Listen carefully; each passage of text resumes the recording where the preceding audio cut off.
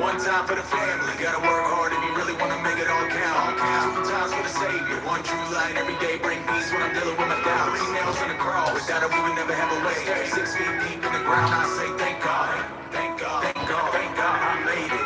One time for the outcasts, I want to bounce back, the ones who never give up when they going against stuff. Whole team got game, you can throw us in the port, better hit that buzzer beat to turn around and say, oh, thank God I ain't doing what I used to do. I had court dates lined up with suits and boots. I was sleeping on the couch, trying to have nowhere to go. I look around nowadays, I got a lot to lose. So I'ma work, pray hard, be obedient now. To be the dad, I gotta be the neatest out of the house. To be the husband and nurtures. The kind of quality time that really matters when you're hanging around. And it's a blessing to learn to be content with what you have and slow down for a minute, let it all sink in. And thank God for the simple things. And right now, it's a miracle for what you could have been. One time for the family, one time for the family. Oh yeah, oh yeah. 2 times for the Savior, 2 times for the Savior. Oh yeah, oh yeah. 3 nails in the cross, 3 nails in the cross. Oh yeah, oh yeah. Thank God, thank God, thank God, thank God I made it. One time for the family, gotta work hard if you really wanna make it all count. 2 times for the Savior, one true light every day bring peace when I'm dealing with my doubts. 3 nails in the cross, without it we would never have a way. 6 feet deep in the ground, I say thank God, thank God, thank God, thank God I made it. I made it, made it. Anybody else see lady, ladies? I run around impatient, patient. God is so amazing, amazing. Oh, I made it, made it. Anybody else see lady, ladies? I run around impatient, patient. God is so amazing, amazing. Yeah. Thank the Lord I'm back and forth. We got that. Try to shoot on us, he's gonna block that. I don't think they understand how far we've come and overcome, and it's hard to top that. Run around town with a testimony, giving hope to hippies, giving hope to homies. It don't even really matter where you come from or what you've done. He brings life to soul. One time for the family, gotta work hard if you really wanna make it all count. 2 times for the Savior, one true light every day bring peace when I'm dealing with my doubts. 3 nails on the cross, without it we would never have a way. 6 feet deep in the ground, I say thank God, thank God, thank God, thank God I made it.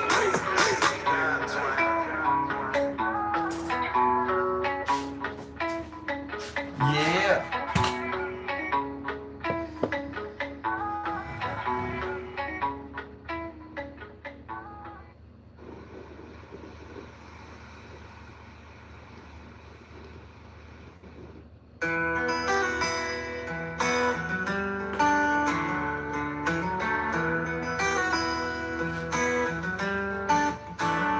Driving in the fast What's lane. up?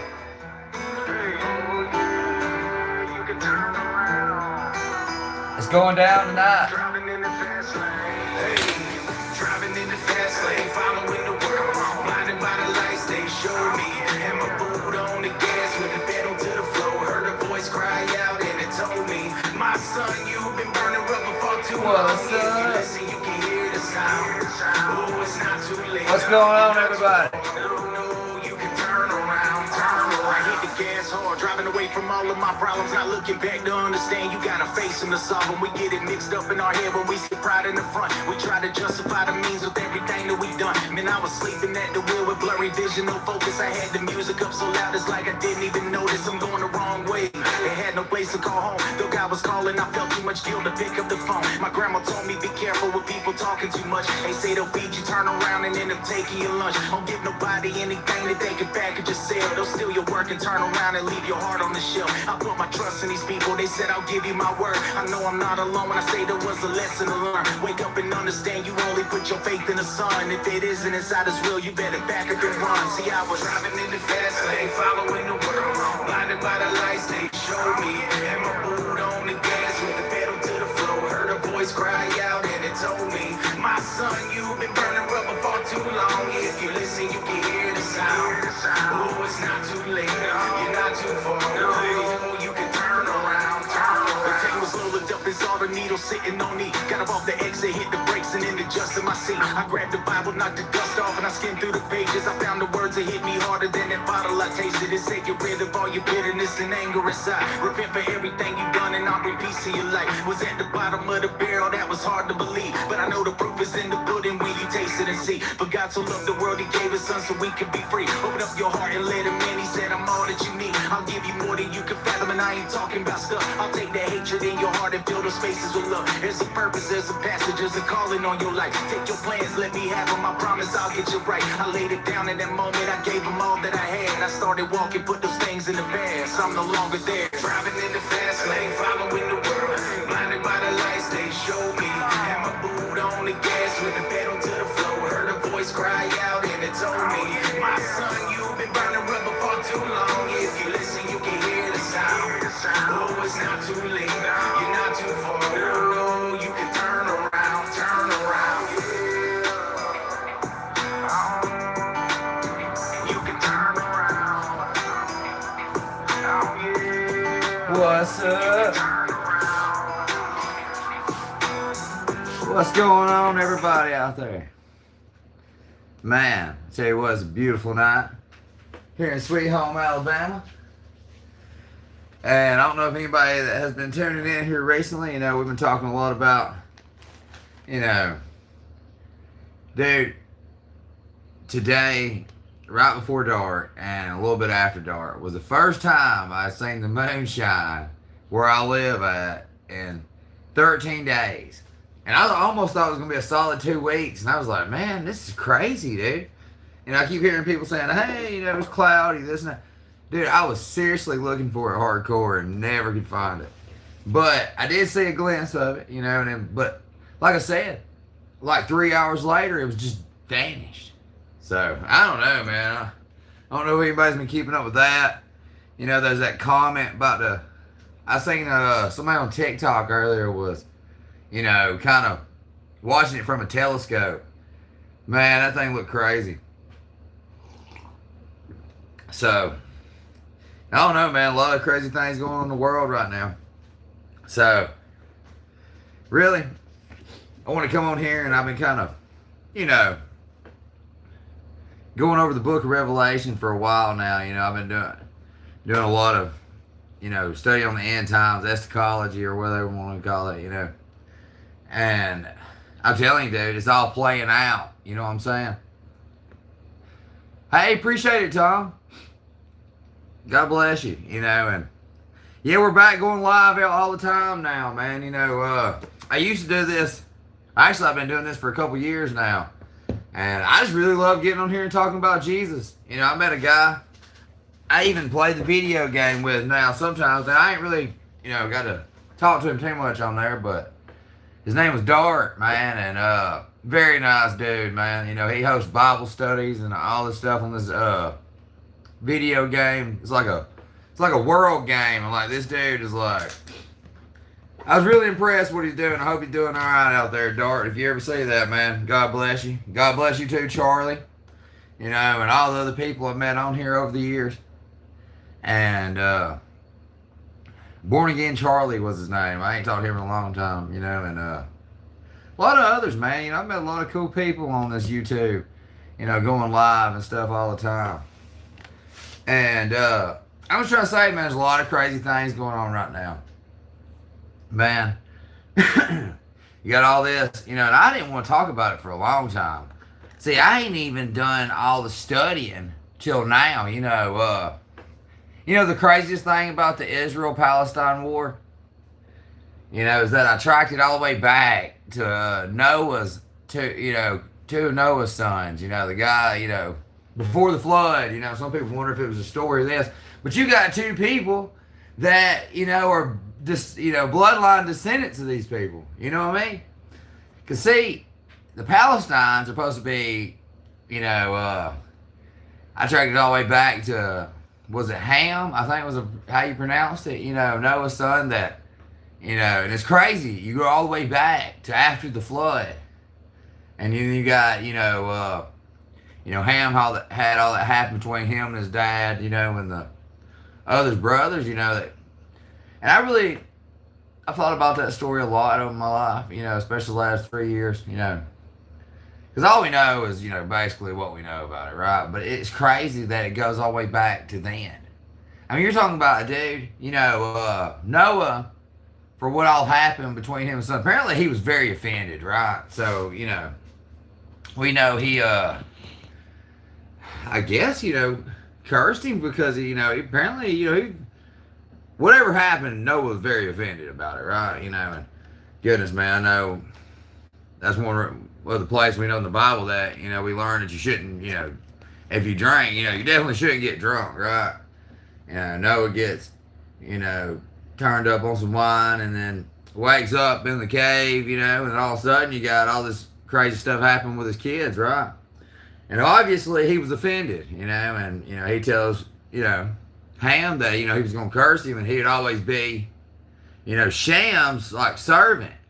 But, I tracked it all the way back. They, think that, the Palestinians, were descendants of,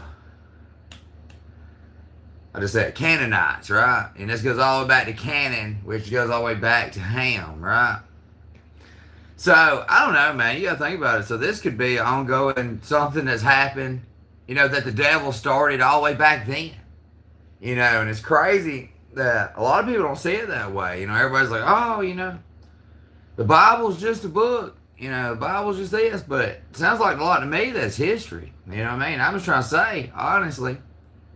But what gets me the most between this whole thing, between them, right, is the fact is, none of them seem like they truly, it's almost like, both groups, don't get me wrong. I know one, they claim that Jesus was the Messiah. The other one claimed that Jesus ain't the Messiah. They're fighting over this piece of land, which obviously, that God gave Abraham's descendants, right?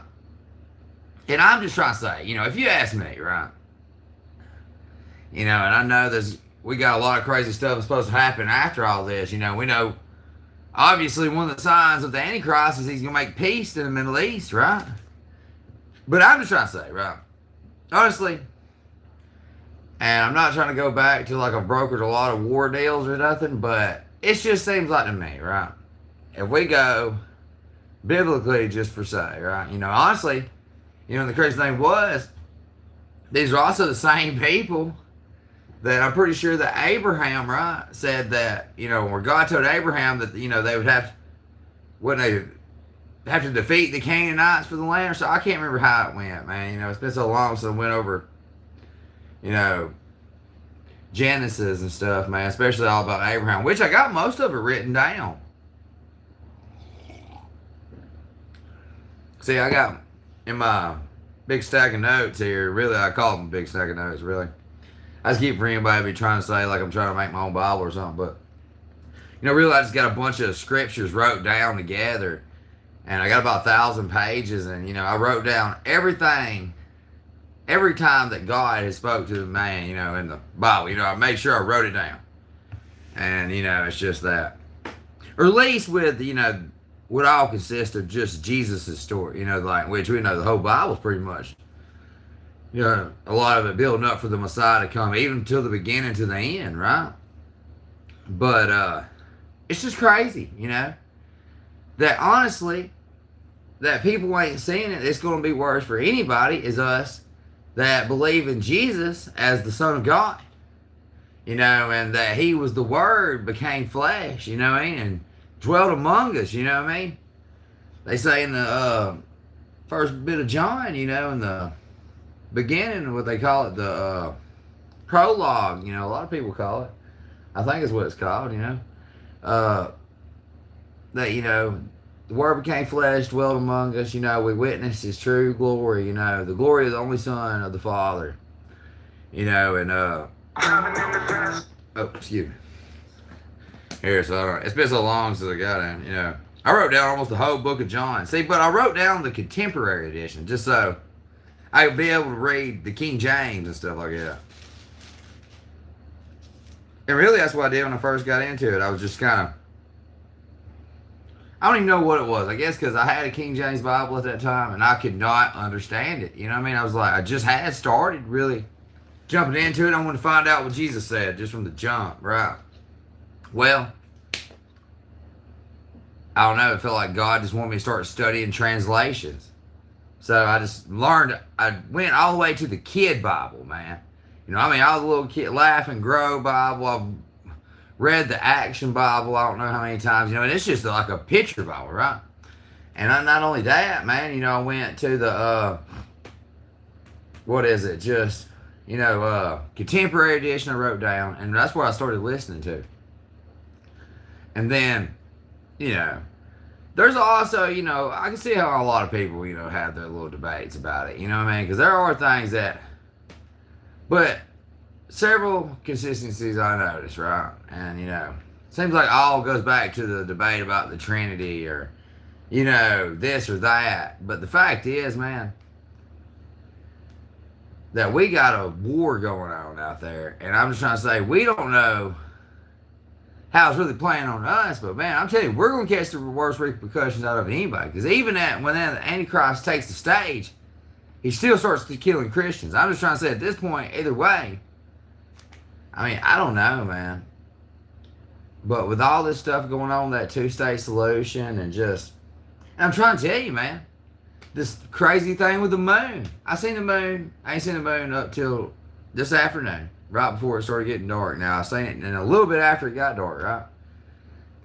And I'm just trying to say, dude, it was like, I don't know, it was just went so quick. By the time we got back outside, it was already gone.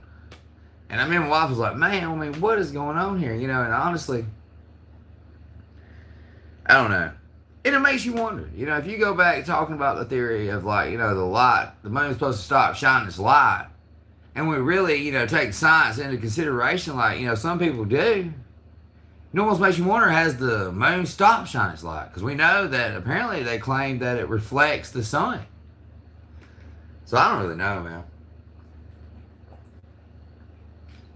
I don't really get on here and kind of, do all the debate stuff like that. But this is something I'm really focused on right now, just because, it seems like nobody really wants to admit it, right? That there's really like an ongoing thing that nobody's talking about, especially, in religious debate of such, a lot concerning Jesus.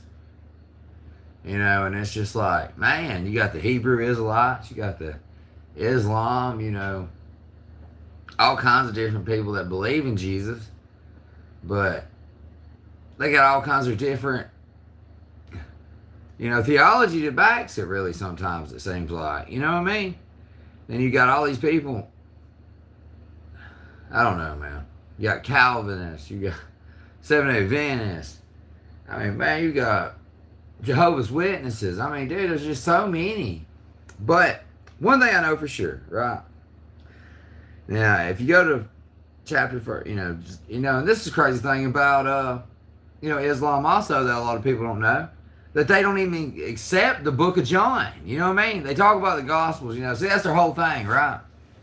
Is that Jesus is going to come back and crush the cross, and he's going to, correct the Christian gospel.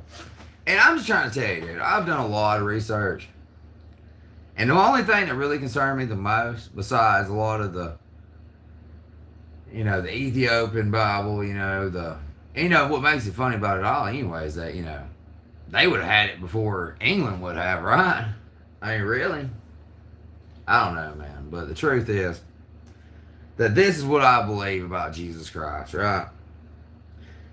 Like I said, he was, obviously, as they say in the Gospels, that he was the Son of God. See, Jesus is going around asking his disciples, he's like, hey, what does people say about me? They're like, hey, some say, you're John the Baptist, come, some people think that, you're one of the prophets, then, hang on, let me pull that up real quick. And I usually keep that marked anyway, I don't know why. Because really it's one of my main points here too, because a lot of people are always trying to argue. And see, that's like the main thing going on, dude. A lot of people ain't talking about is the identity of Jesus. And a lot of people just don't want to do it because, you got so many different Christians. But see, we all can't no way deny, even if you believe, right, especially that Jesus died on the cross and rose again on the third day. Can we not all agree with that, right, to start with? And that he was the Word made flesh. I'd like to start there, what do y'all think? Obviously, yes, right? So, Let's see.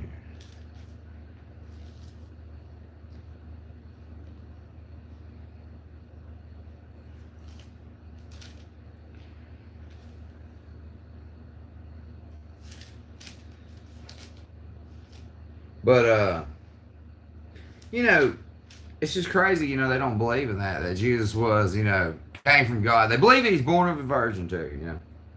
You know, the thing that gets me about the Jewish people too is like but some of them do acknowledge. That's what I'm trying to tell. That's what I'm trying to tell a lot of people, man. You know, really, with all this going on, I don't know, man. If you ask me, like a lot of people say too, it's like a spiritual warfare. A lot of it, man. I'm telling you, dude. And like I've been getting on a lot of chats and saying, man, you know, it says in Second John, you know, it talks about anybody who says Jesus Christ did not come in the flesh is a deceiver and an antichrist. I mean, dude, that's something we need to take in consideration, dude. You know, anybody that teaches the opposite of that, you know, you need to beware of, right? And obviously, that's why I keep trying to tell everybody, man, you know, like, goodness, man. Islam believes that Jesus is going to come back and crush, you know, what he means by crush the cross, we understand, you know. People that believe in that, you know, you're saved by grace through faith, you know, that the Lamb of God took the sin away from the world, which is our fundamental belief, man. You know what I mean? Everything stands on that. Let's see.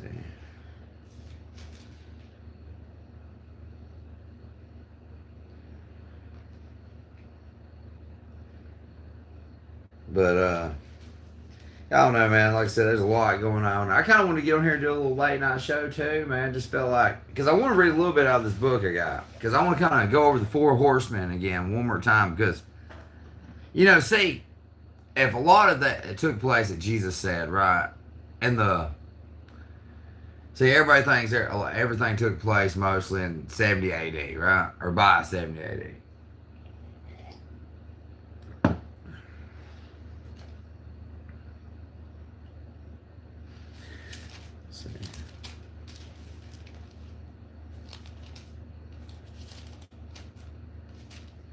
I know I'm all over it right here. I can't remember if it's...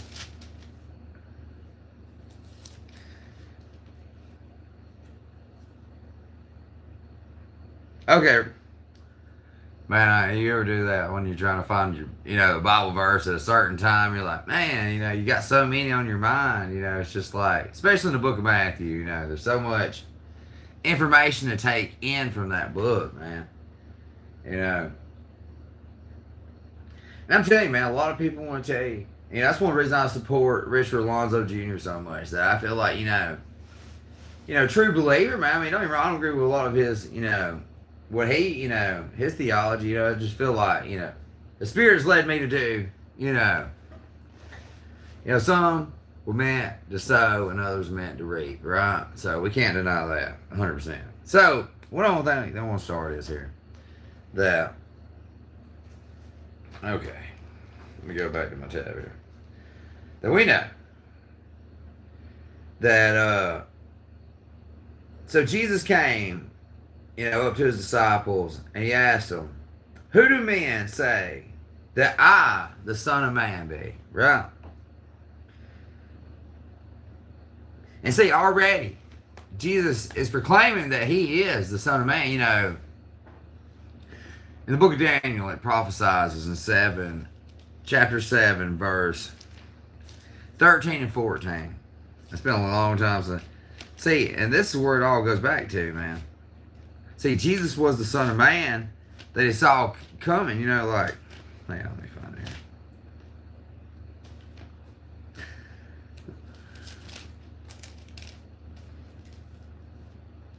Daniel said, I saw in the night visions, and behold, one like the Son of Man came with the clouds of heaven, and came to the Ancient of Days, and they brought him near before him. You know, this is who Jesus claimed. He's like, you know, who do they say the Son of Man be, right? Or who do men say that I, the Son of Man, be? You know what I mean? or am. I don't know what and they said, some say that you are John the Baptist. Some say Elijah. And others say Jeremiah or one of the other prophets. So, they think he's like some ring, I guess thought like John Baptist done come back from the dead, like God's done, I don't know. But anyways, he said unto them, but who do you say I am? Right? And Simon Peter answered and said, you are the Christ, the Son of the living God. Right? And Jesus answered and said unto him, blessed are you, Simon Peter, for flesh and blood has not revealed it unto you, but my Father which is in heaven. And I say also to you, that you are Peter, and upon this rock I will build my church, and the gates of hell shall not prevail against it. But what he's talking about here is what Peter said, man. This is what he's building his church on, that he is the Christ, the Son of the living God. But also we got to remember that he is also the Word that was made flesh, because it says right here, and the Word was made flesh and dwelt among us, and we beheld his glory, the glory as the only begotten of the Father, full of grace and truth. And then it says that in his fullness we have all, and of his fullness have all we received, and grace for grace. For the law was given by Moses, but grace and truth came by Jesus Christ. He said, no man has seen God at any time, the only begotten Son, which was in the bosom of the Father, he has declared him. Jesus even said that, In John chapter 3, he says, verily, verily, I say unto you that we speak not that we, I say unto you, we speak that we do know, and testify what we have seen, and you receive not our witness, right? And see, this is for especially the Muslims out there, if anybody says this, you got to understand. Jesus, don't get me wrong, he is the Messiah, but also, he was the Word made flesh, man. He was not only just born of a virgin, dude. He was the only begotten Son of the Father. You know what I mean? Uniquely, the Father, the Son of God. See, it says, and this is Jesus talking, right? And if I have told you earthly things, and you believe not, how shall you believe if I tell you of heavenly things? See, this is what he's trying to say. He said that he knows them because he has seen them. You know what I mean? He said, and no man has ascended up to heaven, but he that came down from heaven. See, he is speaking of himself, He said, ain't nobody ever came, God has never, done this before, you know what I mean? He said he came from heaven and, he's going back to heaven, you know what I mean? So, even the Son of Man, which is in heaven, because this is clearly, he's stating that the Word became flesh, you know what I mean? In the beginning was the Word was with God, and the Word was God. And see, just for all those people out there in Islam, that's important, man, because even John, the St. John, said that, and this is the same guy that wrote this, they don't even accept the book of John. That's what I'm trying to tell you, dude. They don't even accept Paul's writings, man.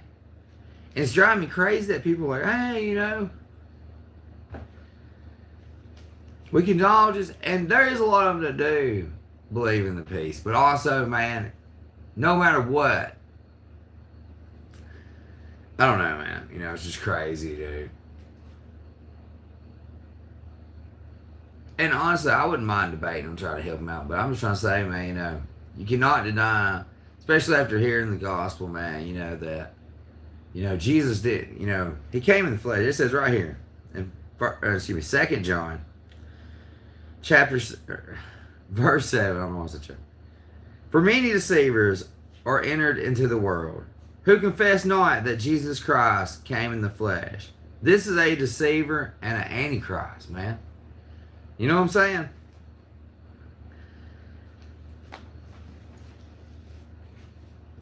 I don't know, man. There's just a lot of crazy things going out there, and I just, you know what I mean? I just want to tell some people that, you know, from all this studying over 3.5 years, and I'm just trying to say, if Jesus, you wouldn't believe what I went through to get here to find out this, you know. But listen, this is not only, this is how I pretty much summed it up, right?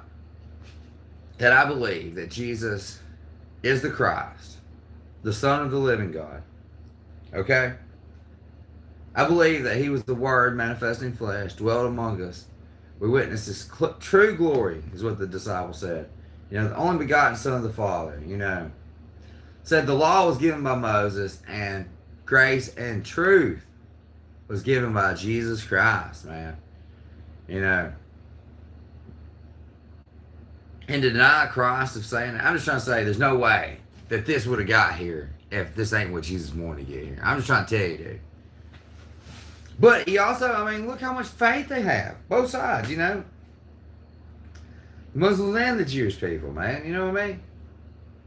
Without a doubt. But I was trying to say, man, there is a lot going on, dude. And I just want to talk about the four horsemen here in just a second. I'm going to kind of go through it right quick. And I just have done it. I just feel like, you know, a lot of this is taking place, man. I'm just trying to say, if this is getting close to end time, this is supposed to precede the end times. You know, it's supposed to happen right before. All right, let's see.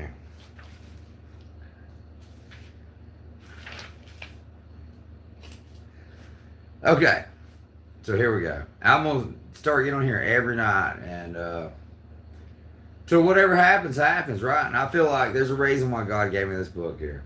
You know, tonight was going to be the first time I'm kind of going to put a little bit on there. I just kind of want to put it all together with this late night show, you know what I'm saying? I was just,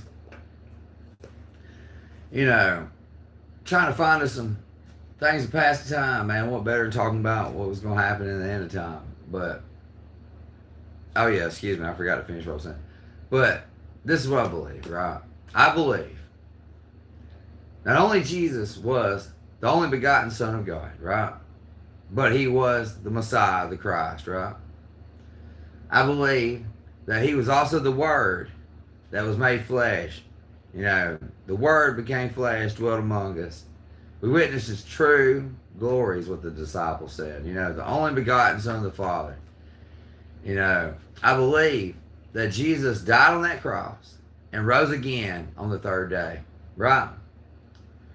You know, and he went around, you know, and all these people seeing him, all these people ate with him. He broke bread with some disciples that he was talking and walking with on the road to Emmaus.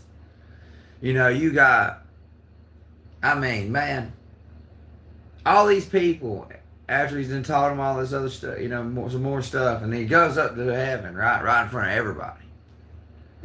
You know, and not only, you know, do I believe that, but I believe when he died on the cross, everything that Matthew recorded, I believe happened. You know what I mean? I believe it to be the truth, man. You know, the earthquake, you know, the angel rolling the stone, you know what I mean? I believe Jesus was risen from the dead. He is alive now. He sits at the right-hand side of the Father, and he is waiting until the time's ready, you know what I mean? And, you know, the way I understand it, that, you know, Jesus talked about in John chapter 14 through 16 that he was sending the Holy Spirit back to us, man, you know, and he would say, we pray through the Spirit, you know. He said the Spirit would guide us also. He would be our counselor, right? And said that, you know, apparently the way I understood it, that he is at the right-hand side of the Father, and when you pray through the Spirit, it goes to the throne, you know what I mean? And Jesus is right there making an intercessor for us consistently, you know what I mean? And, you know, like it says in the beginning, God so loved the world, he gave his only begotten Son, and those who believe him shall not perish but have everlasting life. And I believe that Jesus is Lord of all, everybody. I believe he's the King of Kings, the Lord of Lords. And I believe that he is the judge at the end of the times. And I know that I confess openly with my mouth that Jesus Christ is my Lord and Savior. You know what I mean? My only allegiance lies with Jesus Christ. And I just want to get that out of the way. You know what I mean? That is what I believe. You know what I mean? I keep trying to get out here and put it down every chance I get. You know, or not put it down, but lay it down, you know what I mean? Like, you know, get it recorded, you know what I mean? What I believe, you know what I'm saying? So, we'll start it up. So this is what we're going to be doing, you know, pretty much every other night. And, you know, we're just, I don't know, man. Got to get on here and talk about something. Why not talk about, if we're in the end of days, how about, you know, all these people, you know, on these, you know, these Left Behind movies, and you got all this talk with Rapture and all these people running. I'm just trying to say, you know, maybe we should do it before, you know, anything happens. And I'm just trying to say, dude, there's stuff happening that I can't explain, man. I'm telling you. I've been experiencing supernatural stuff since I was a kid, man. You know what I mean? I was in a church at an early age. You know, I'm telling you, man, I had, like, I'm pretty sure I've lived in like 3 or 4 haunted houses. Or, you know, at least, you know, something was wrong with the land or something. You know what I mean? I don't know, man. I've, you know, had so many things going on in my life, man, that, you know, it's led me to here. And I don't know why. You know, but for the last 3 years of my life, I've got on here and told people how Jesus saved me. You know what I mean? And I just wanted other people, you know, to have that same chance, man. Because it changed my life, man. You know what I mean? I went from, you know, just, goodness, man, just out of control a lot of times. But not really too bad. You know, I was taught to mind when I was a kid. Unlike a lot of this generation, you know. Because we know the iPad babies, you know. I don't even know what they're going to call them. Straight off the iPad, you know. Instead of, you know, straight out of Compton, you know. This generation, man, I'm telling you, dude. And that's the truth. Half of them, I guarantee you can't write, you know, especially can't write in cursive. I mean, goodness. I mean, man, I remember when they was teaching that at an early age. I mean, it was crazy, man, you know. Seemed like you was just learning how to write. And then they taught you how to write in cursive, you know. But anyways, let's hit it. Yeah. It says the 4 horsemen and their riders. So this is Revelation chapter 6, verses 1 through 8. And I saw when the Lamb opened the first of the 7 seals, and I heard one of the 4 living creatures saying, with a loud voice like the sound of thunder, "Come." And I saw, and behold, a white horse, and he who sat on it had a bow, and a conquering crown was given to him. And he went forth conquering and to conquer. And when he had opened the 2nd seal, I heard the 2nd living creature say, "Come." And there came forth another horse, blood red in color, and to him that sat upon it was given the power to take away peace from the earth, and to bring it about that men would slay one another, and a great sword was given to him. And when he had opened the 3rd seal, I heard the 3rd living creature saying, "Come." And behold, there came a black horse, and he who sat upon it had the beam of a balance in his hand. And as I heard, I heard it as it were, a voice in the midst, or in the middle of the 4 living creatures, saying, "A measure of wheat for a denarius, 3 measures of barley for a denarius, but you must not injure the oil and the wine."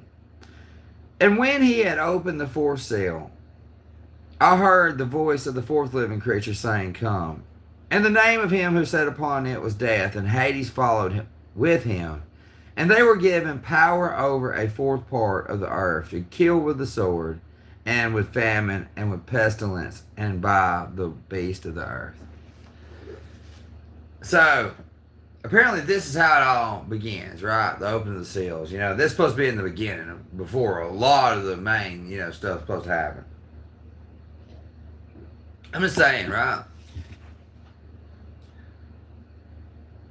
I mean, it almost sounds for me like, you know, that's what we're saying. You know what I mean? Honestly, I mean, look, dude. I don't know, man. But anyways, let's read it before I get talking again. So before we embark on a detailed interpretation of this vision, we may note 2 important initial points. We know the origin of this vision. The origin of this vision is in Zechariah chapter 6, verses 1 through 8. In that vision, Zechariah sees 4 horses, and And these horses are let loose upon the earth to deal out vengeance on Babylon and Egypt, and the nations which have oppressed God's people. The horses are the four spirits of heaven, which go forth from standing before the Lord of the earth. Zechariah chapter 6, verse 5. And that's really crazy, if you really start thinking, about, what is it, the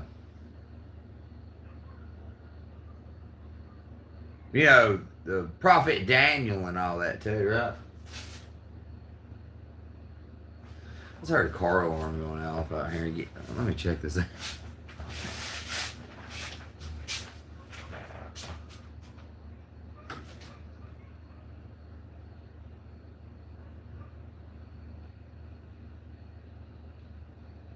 And it could be somebody just, hit it.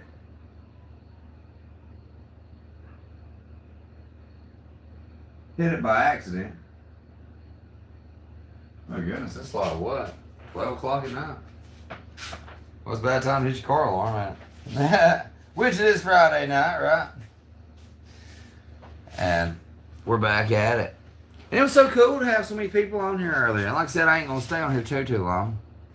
Man, we had Robert Rodriguez. We had looks like Trentel or something. Terrell. Cole Parker. We had Audrey on here.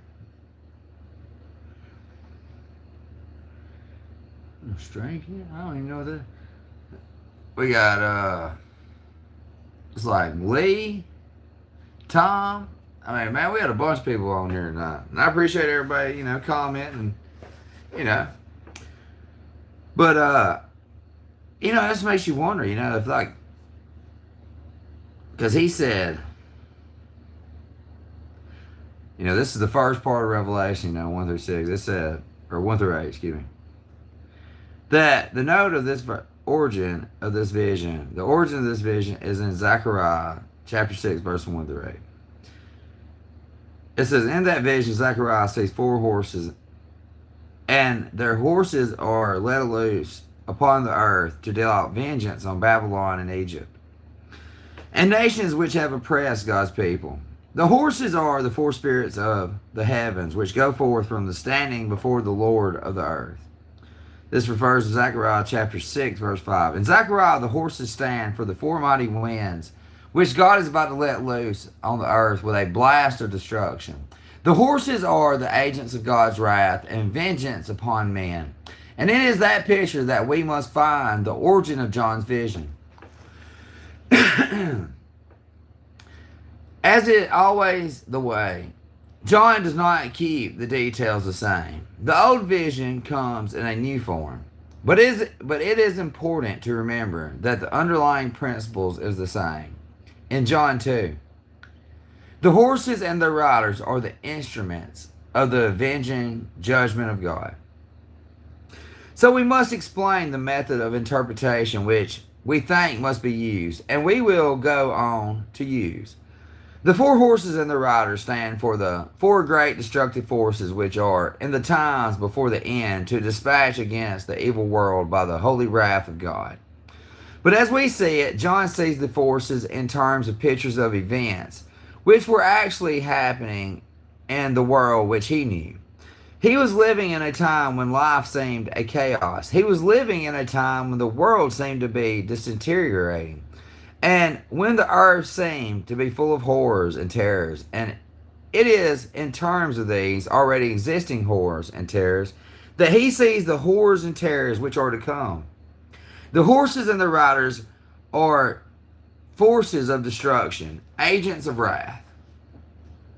They are not to be identified with any historical figures, but nevertheless, they are events and figures in these tragic and chaotic events in history of John's own time, which John was thinking, and in which he saw symbols and signs and types of destruction which was to come.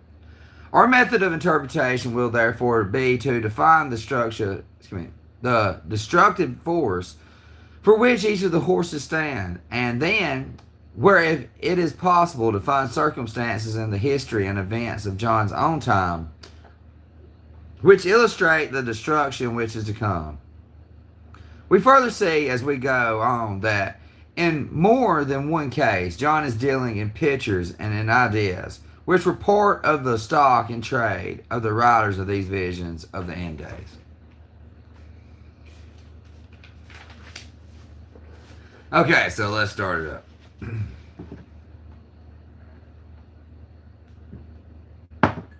Man.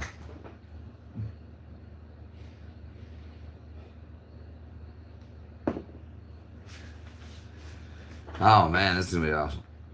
So he said, this goes to the very first part of it. And I saw when the Lamb opened the first of the seals, and I heard one of the four living creatures say with a loud voice, like the sound of thunder, "Come." And I saw, and behold, a white horse, and he who sat on it had a bow, and a conquering crown was given to him. And he went on forth conquering and to conquering. And see, I heard a lot of different things when I first got in this about this first horse. You know, I've heard that it was the Antichrist, you know, and a lot of people think because, you know, that he didn't have no arrows, you know, he was going to conquer the world with peace, was, you know, where a lot of that came from. Some of it said. And a lot of that's Google and Wikipedia, so I don't know where all them. I'm just trying to tell you what I read, right? So, it also says, as each of the seven seals is broken and opened, a new terror falls upon the earth. The first terror is depicted under the form of a white horse and its rider.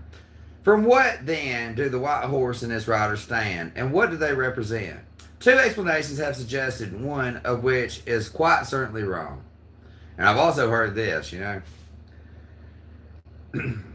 So the first one, it has been suggested that the rider on the white horse is none other than the victorious Christ himself.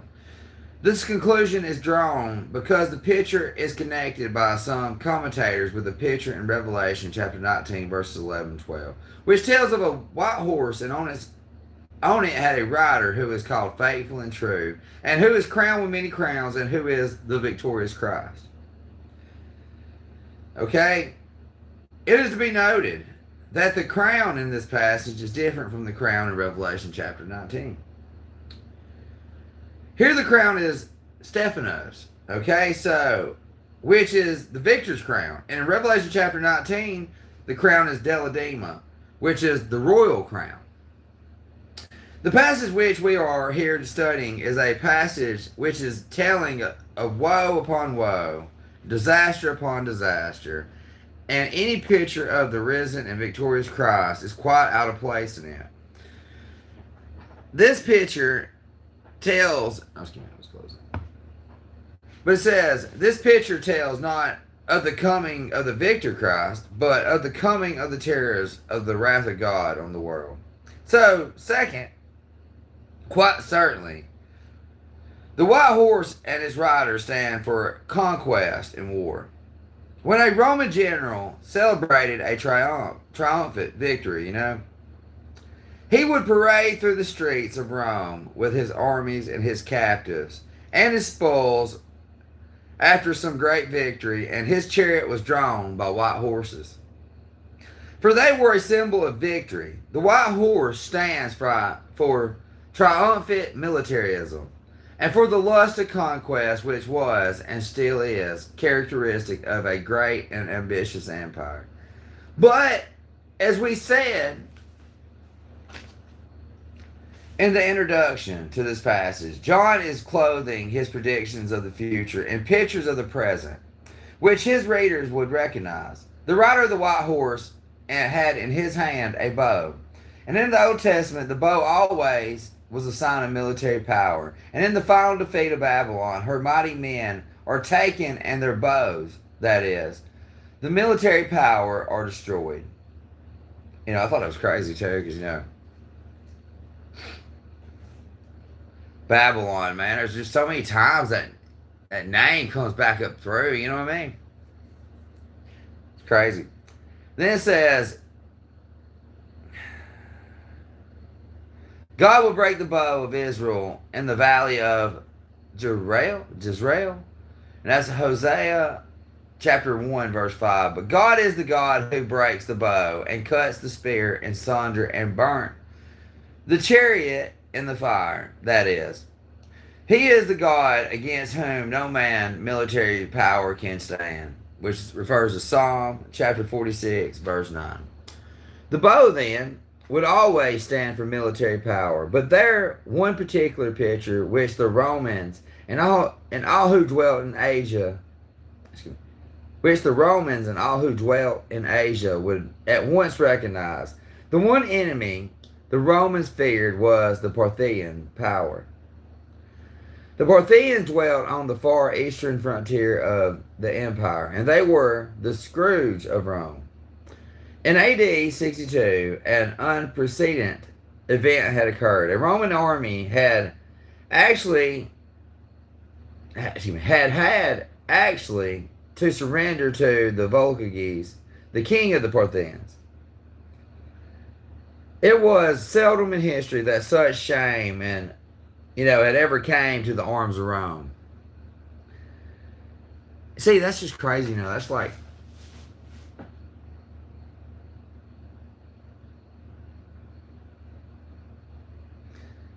how it always just keeps going back to the, I was watching that Maury Emanuel, on the Beast. Man,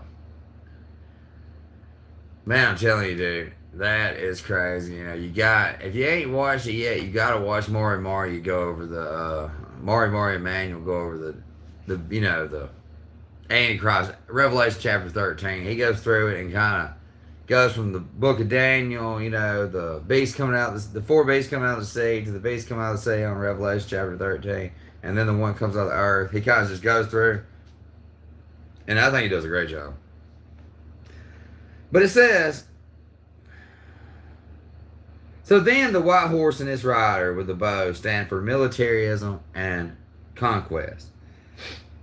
Here that is something, and that's crazy, because look at all the people who conquered the world, I mean, how long has that been going on, apparently, but you got to think, well, especially after Jesus' time, that's one thing we got to focus on the most, and, a lot of people claim that everything that happened, what he was talking about was, all of the discourse that happened a lot of around 70 AD, and well, this describes a lot of that just from, up there, man, you know what I'm saying? So, it says,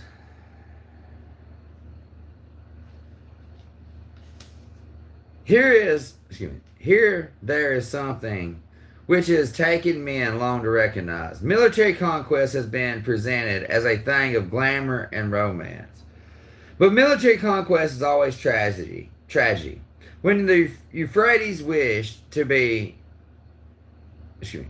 when the Euphrates, I don't know why. I said that last time, too, like I'm calling this guy a river. It's a guy's name. It's Euripides, I think, or something like that. I looked it up.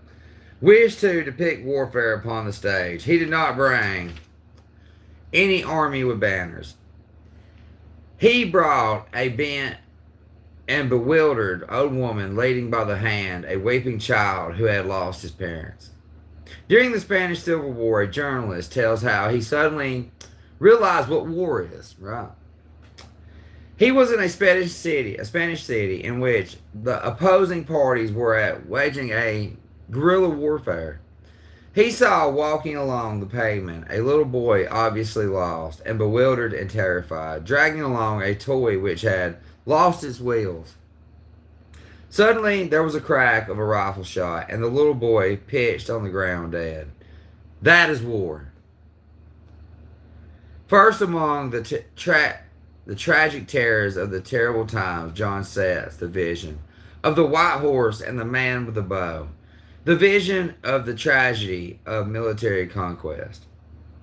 And obviously, man, that is something that played out pretty heavy, especially after, Jesus died, went, rose again, went to heaven on the right-hand side of the Father, if you really think about it, if that's pretty much what it comes down to in this vision, especially the first guy on the horse, right? The white horse and the rider, right? One that had the victorious crown on.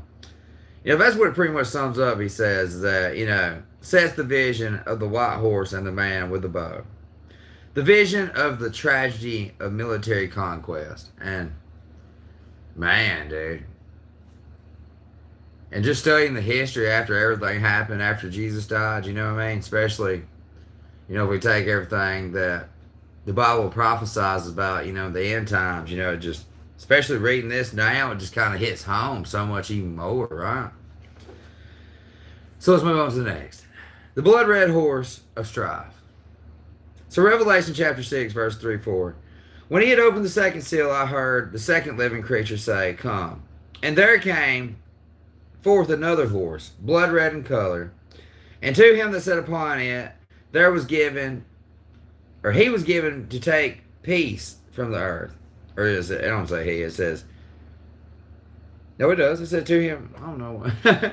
Many times I read this, you think I know. It says, to him that sat upon it was given to take peace from the earth, and to bring it about that men should slay each other, and a great sword was given to him.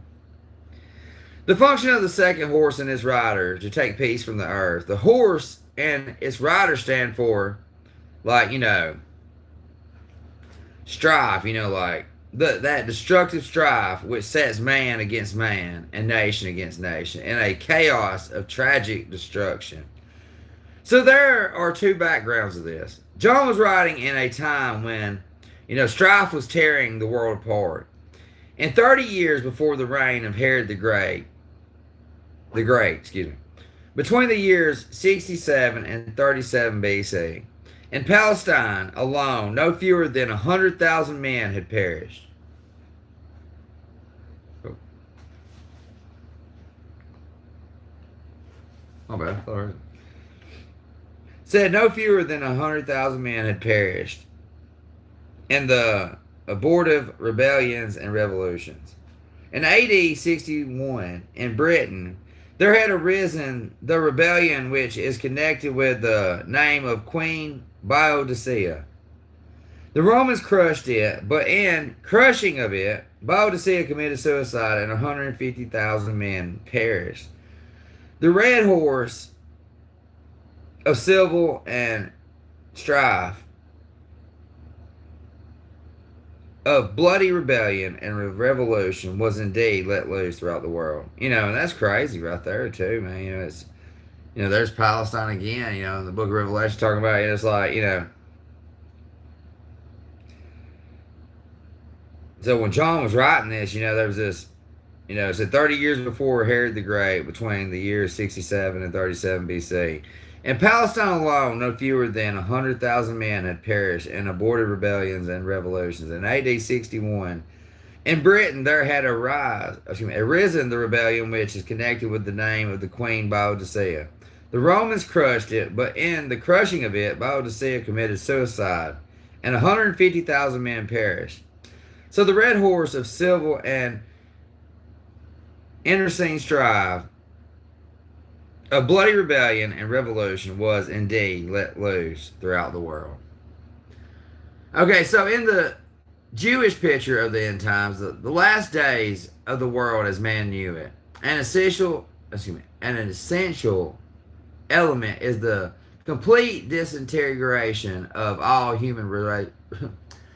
That's like a mouthful there. It said, as essential element is the complete disintegrating of all human relationships. Brother will fight against brother, neighbor against neighbor. City will rise against city, and the kingdom against kingdom. And this refers to Isaiah chapter 19, verse 2. Every man's hand shall be against the hand of his neighbor. This refers to Zechariah chapter 14, verse 13. And from dawn to sunset, they will slay each other. And this refers to the book of Enoch, chapter 100, verse 12. Friend shall war against friend. Friends will attack one another suddenly. Ezra, chapter 5, verse 9, and chapter 6, verse 24. They shall hate one another, and they shall provoke one another to fight.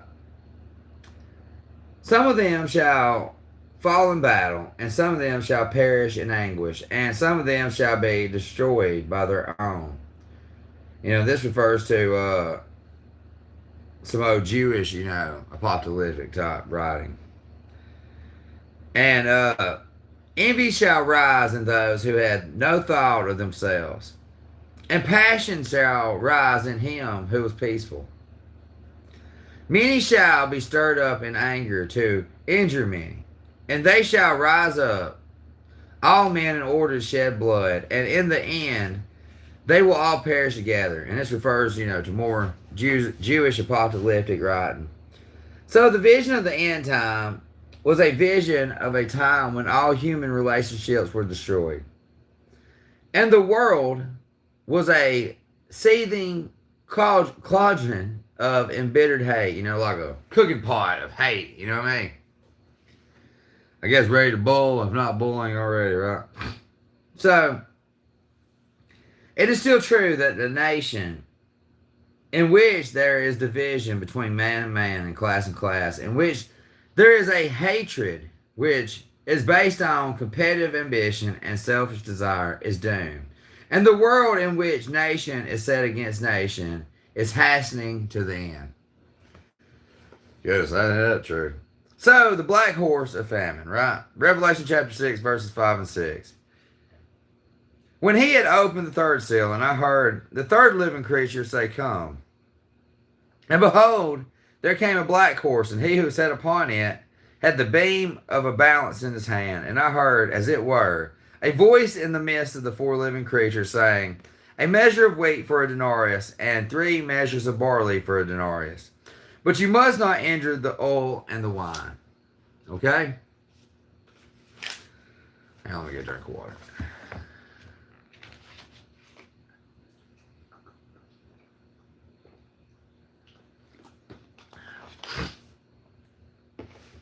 All right.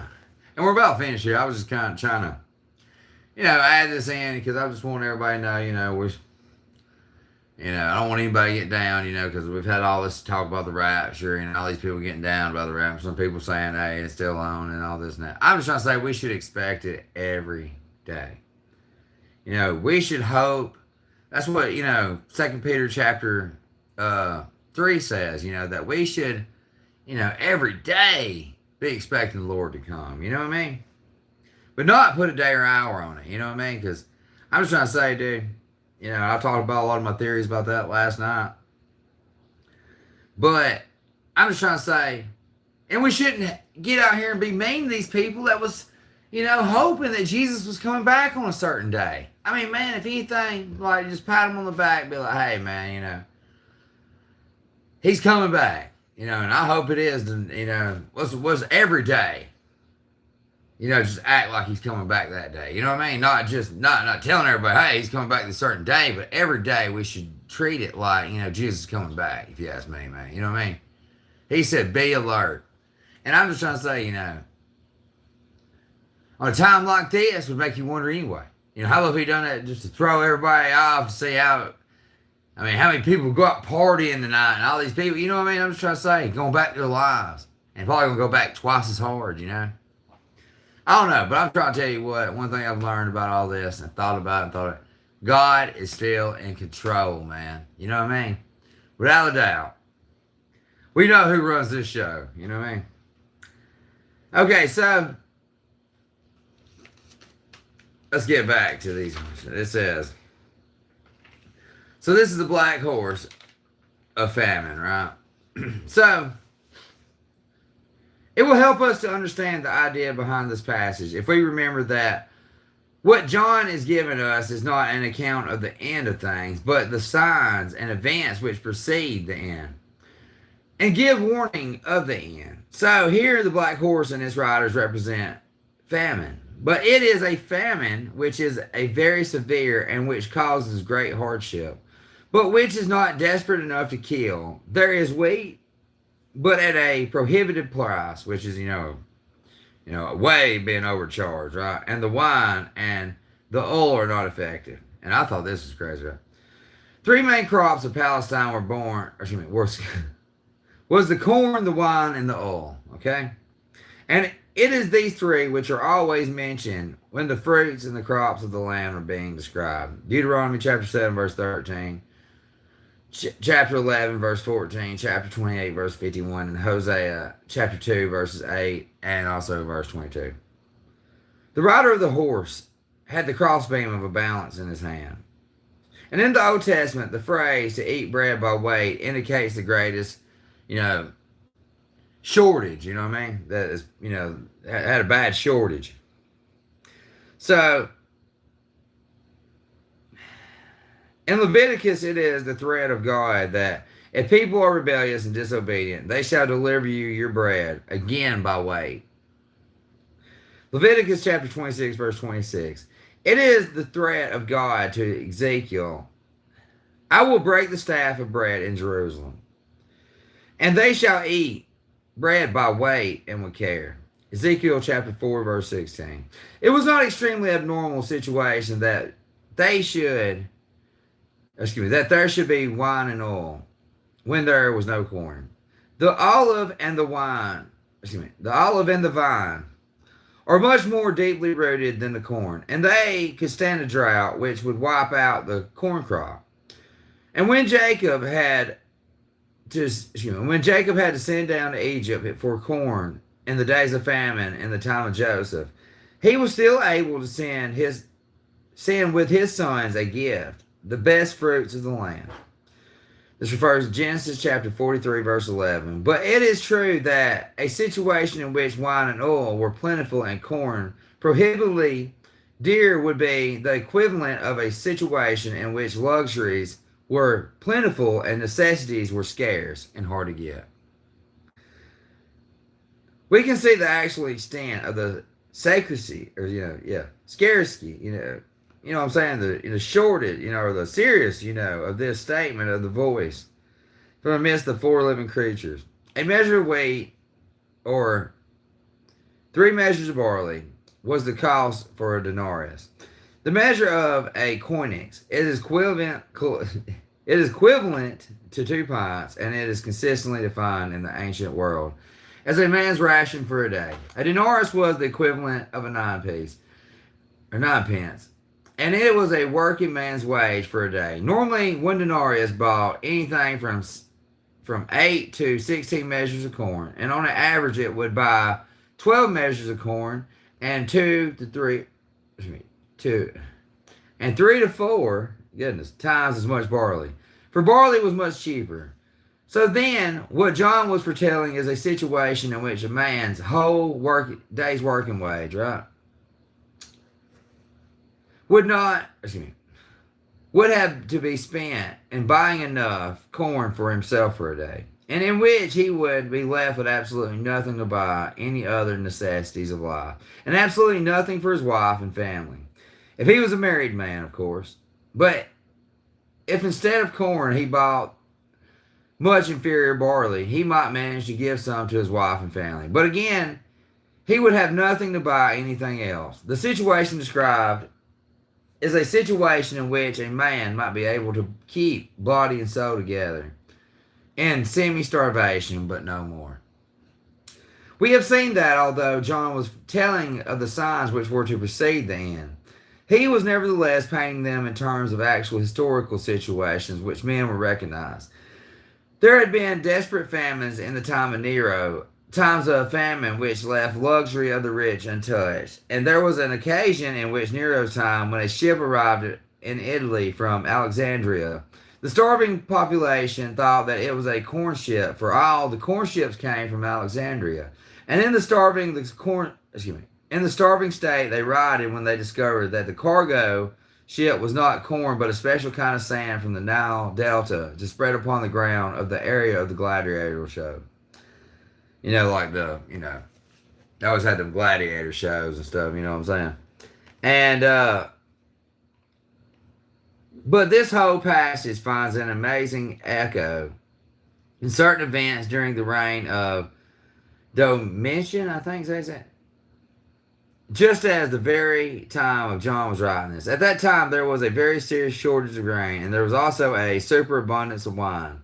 Domitian took the drastic step of enacting that no fresh vineyards should be planted and that half of the vineyards in the provinces should be cut down. At this etiquette, the people of the province of Asia The province in which John was writing came very near to rebelling for their vineyards, were one of their principal sources of revenue. In view of the violent reaction of the people of Asia, Domitian had received the etiquette, actually enacted that those who allowed their vineyards to go out of cultivation should be persecuted. And here is the very picture of a situation in which corn was scarce and in which it was forbidding to interfere with the supply of wine and oil. So then, this is the picture of famine, and a famine in a situation in which luxury was still possible. There is always something terrible and radically wrong with a situation in which some have too much and others have too little. A situation in which some live in luxury and others in, poorer, situations. Such a situation is also the sign of society in which it has occurred. It's hastening to its end and to its ruin. Whenever those who have lose their sense of responsibility for those who have not, disaster is near. There's one other interesting point which has been suggested in this passage. It is from the midst of the four living creatures there comes a voice telling of the famine prices. And we have already seen the four living creatures may well symbolize all that is best in nature. And this may well be taken to the nature's protest against famine and against men. The tragedy of life has nearly always been that nature produces enough and more than enough.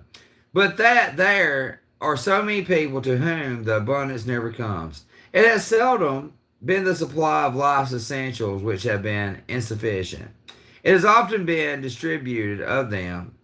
It has often been the distribution of them which has been selfish and unjust and unfair. It is as if John was symbolically indicating that nature itself or herself would protest. When the gifts she offers are used unselfishly, it is as if John was symbolically, indicating that nature herself protests. When the gifts she offers are used selfishly and irresponsibly, and when they are used for luxury of the few at the expense of the welfare of many, the very structure of the earth protests against the utter selfishness of a luxury-loving and irresponsible minority. All right, we're almost done with the four horses and its riders. Man, this has been awesome.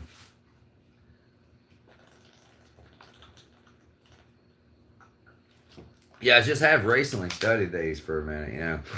I got this book, like it was just given to me. It was at the, I'm pretty sure I was, the library down here where I live is just every couple of weeks they're putting out books that they're just giving away. I guess they're trying to clean up the shelves, putting new.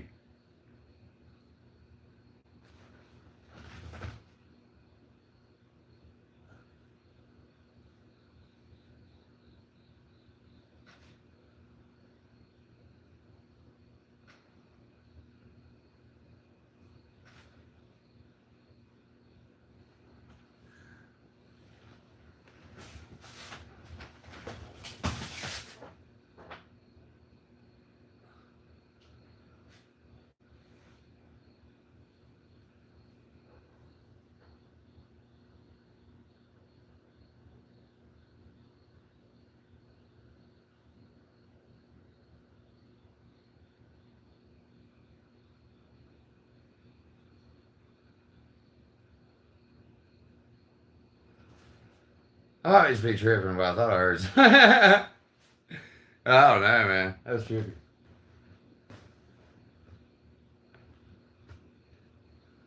Well,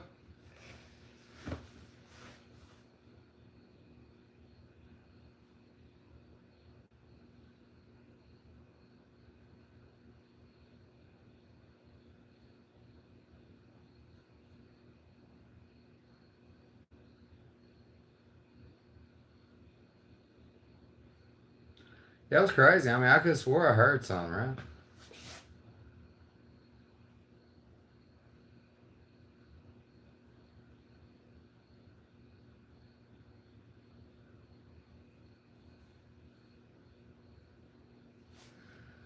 I don't know, that kind of tripped me out, man. I don't know, I heard some voice or something.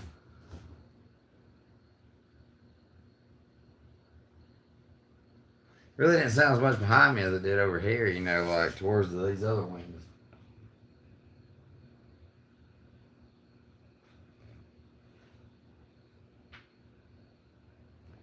I don't know.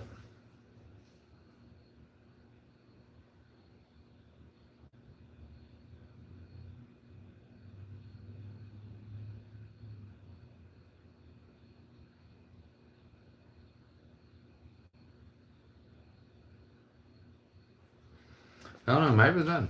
Okay. My fault. I'm so close to being done with this. Doesn't say it ain't but 2 more pages. Actually, this is the last one. Alright, let me finish this up. I probably just enter stuff, you know what I'm saying? I ain't no telling what's all there. I got cats running around out there and you name it. So, the pale horse of pestilence and death.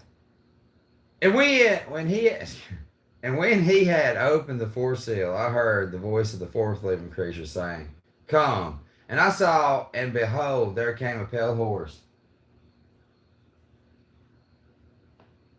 I don't know what it is. Hang on, let me check this out, man. I got to. I'm so sorry. You know, there's been a lot of stuff going on in my town, you know what I mean? So I've kind of just been. That's another reason why I kind of started this like little late night show again. It's been a while since I've done it. You know, I had a neighbor across the road over here who claims that his house was broken into a couple times. So, you know, just kind of, you know, just trying to keep an eye out, you know, for everybody. Oh.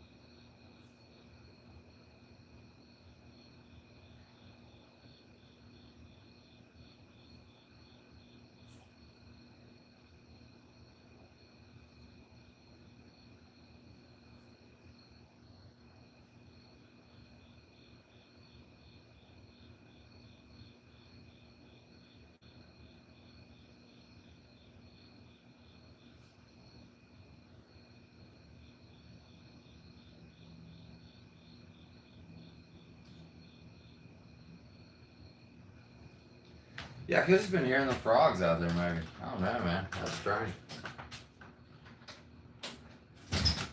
There was something down yonder, but I'm pretty sure that was like a animal or something. Yeah, I was just like, man, I had to check that out. I was like, dude. Hey, I probably should shut the door anyway.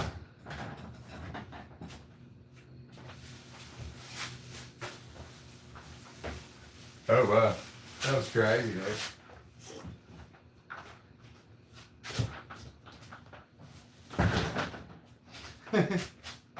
Yeah, I don't know. I was like, man, that's trippy. Well, we're back. I'm sorry about that. Yeah, I was like, man, I thought I heard a voice from over here. You know, I got my back door open, but I checked it out. I didn't see nobody. But anyways, let's finish this up, okay? I'm about tired. I really wouldn't even go this long, but tomorrow's Saturday. Go watch a little college football. I hope everybody else out there is too. Okay, so I think we're just reading the beginning of it. Okay, so the pale horse of pestilence and death, right? Revelation chapter 6, verses 7 and 8.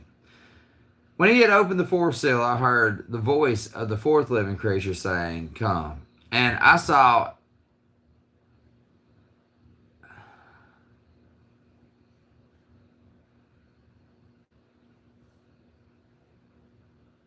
it's crazy. I just keep hearing a lot of noise outside. You know what I mean? I probably wouldn't even be thinking much of it if it wasn't for my neighbor getting broke into over here. You know what I mean? I was kind of just doing a little investigating, trying to figure out what, more than likely they come off that bike trail up there. But, yeah, I keep hearing something out there. But, anyways, it says, when he had opened the fourth seal, I heard the voice of the fourth living creature saying, "Come." And I saw, and behold, there came a pale horse, and the name of him who sat upon it was Death. And Hades followed with him, and they were given power over a fourth part of the earth, to kill with the sword, and with famine, and with pestilence, and by the wild beasts of the earth. As we approach this passage, we must once again remember that it is not telling of the final end, but the signs of which to precede the end. That is why it is a fourth part of the earth which is involved in death and disaster. There is a terrible time, but it is not the time of the final and total destruction. Dreadful as it is, there is still a limit to it, whereby all life is not to be finally destroyed. The picture is a grim one. The horse is pale in color, and the word is, I looked that up there. It's just, what it means is just like pale color, sense of vivid, and I think it's not Latin, but Greek. Just, the Greek word for, pale in color. So, the word is used of the face of the person, which is bleached with terror. The passage is complicated by the fact that the Greek word Thanatos is used here in a double sense. Thanatos means both death and pestilence. In verse chapter 10, in verse 10, I don't know what to say, it is used to mean death. And in verse 11, it is used to mean pestilence. John was writing in a time of when famine and pestilence did devastate the world. But in this case, he is thinking in terms and ideas, which are provided by the Old Testament. The Old Testament more than once speaks in terms of the four sword judgments. Ezekiel hears God tell of the time when he will send his four sword judgments upon Jerusalem: the sword, the famine, the noisome beast, and the pestilence. Ezekiel chapter 14, verse 21. In Leviticus, there's a passage which tells of the penalties which God will send upon his people because of their disobedience. Wild beasts will rob them of their children and destroy their cattle and make them few in number. The sword will avenge their breaches of the covenant. When they gathered in the cities, the pestilence will be among them.